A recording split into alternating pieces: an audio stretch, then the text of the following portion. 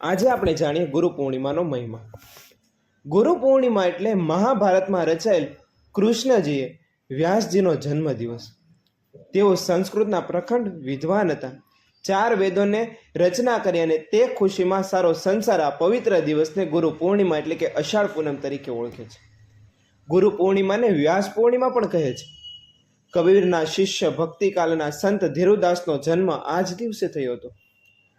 પ્રાચીન કાળમાં શિક્ષણ નિઃશુલ્ક હતું। એ સમયે ગુરુ પોતાના આશ્રમમાં શિષ્યોને તમામ પ્રકારનું શિક્ષણ પ્રદાન કરતા। તેથી ગુરુ દક્ષિણા સ્વરૂપે શિષ્યોએ આ વ્યાસ પૂર્ણિમાને પોતાના યથાશક્તિ દાન દક્ષિણા આપી અને ઋણમાંથી મુક્ત થવાનો પ્રયાસ કરતા હતા।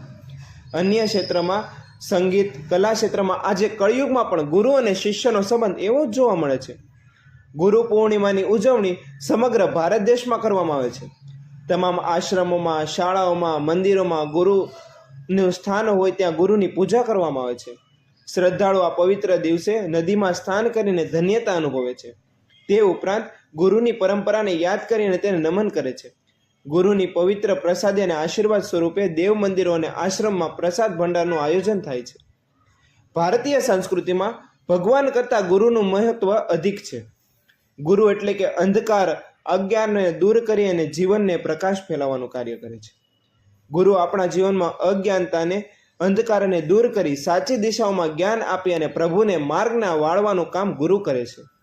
એટલે તો કહેવાય છે ને કે ગુરુ વિના જ્ઞાન નહીં, અર્થાત જીવનનું અંતિમ લક્ષ્ય મોક્ષ છે। મોક્ષ પ્રાપ્ત કરવા માટે પ્રભુનું શરણ જરૂર છે, પરંતુ પ્રભુના શરણને ગુરુ વિના સંભવ નથી। માટે આપણા ઘરમાં સંસારરૂપી સાગરરૂપી જીવનની નૌકાને પાર કરવા માટે ગુરુની તો જરૂર પડે જ છે। નેપાળમાં ગુરુ પૂર્ણિમાની ઉજવણી થાય છે તો ત્યાં તેને બુદ્ધ પૂર્ણિમા તરીકે ઓળખાય છે। ત્રિલોકના ગૃહ પૂર્ણિમા પણ કહે છે।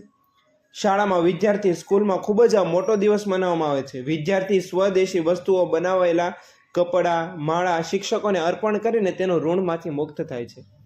જૈન અનુસાર આ દિવસે ચતુર્માસનો પ્રારંભ થાય છે। 24માં તીર્થકર મહાવીર સ્વામી કૈવલ્ય પ્રાપ્ત કરી અને ઇન્દ્રભૂમિ ગૌતમ તરીકે ઓળખાય છે। બાદમાં તેઓ ગૌતમ સ્વામી તરીકે પ્રસિદ્ધ થયા। આ રીતે ત્રિલોક ગૃહા બન્યા। તેથી આ પૂર્ણિમાને ત્રિલોક ગૃહા પૂર્ણિમા તરીકે ઓળખાય છે। બૌદ્ધ ધર્મમાં આ દિવસે પ્રથમ ઉપદેશ ભારતમાં ઉત્તર પ્રદેશના સારનાથમાં આપ્યો હતો। તેથી આ વિશેષ મહિમા છે। તો જો મિત્રો આ વિડીયો થોડો ગમ્યો હોય તો લાઇક સબસ્ક્રાઈબ અને શેર કરજો। નાની અમથી માહિતી હતી ગુરુ પૂર્ણિમા વિશેનું મહત્વ, તો ગમે હોય તો લાઇક સબસ્ક્રાઈબ અને શેર કરજો। મળીએ છીએ નવા વિડીયો।